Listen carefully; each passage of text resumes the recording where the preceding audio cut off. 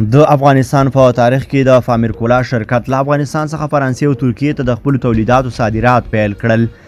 سلام درنو لیدونکو، ستړي مشئ.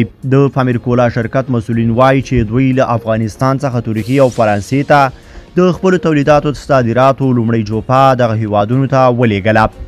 یا شرکت په 2020 او 2021 کلونو کې هم د خپلو تولیداتو د صادراتو خبر ورکړی و.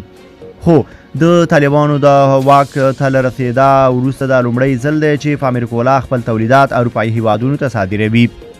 د طالبانو ویان ذبیح الله مجاهد هم نن دوشنبه پر خپلې ایکس پاڼې د فامیرکولا شرکت د تولیداتو د صادراتو خبر ورکړی او ویلي دي چې یاد شرکت بېلابېل جنسونه او څښونکي توکي ترکیې او فرانسې ته صادر کړل. دا په داسې حال کې ده چې په دې وروستیو کې په افغانستان کې د ګڼو تولیدي فابریکو مسؤلینو د طالبانو لوري مالی او ملا ماتونکي ګمرکي محصول څخه شکایت کاوه او زیاته کړې وه چې که د طالبانو مالیات او ګمرکي محصول همداسې دوام وکړي ښایي ځینې فابریکې وتړل شي.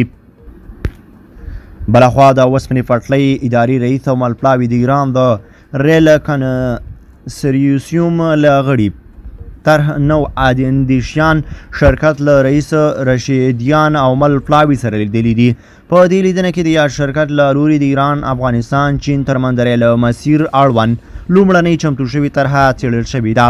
د افغانستان د اوسپنې پټلۍ اداري رئیس د یاد شرکت له لوري پر چمتو شوې لومړنۍ طرحې خوښي ښودلې ده او د دواړو لورو ټینګار یې کړی دی چې د پانګونې د جذب په موخه باید په ګډه له چین هیواد سره مذاکرات وشي.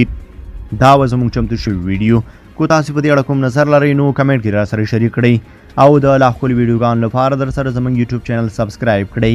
له ملتیا مننه چې موږ سره تر بیا ښه وخت ښې چارې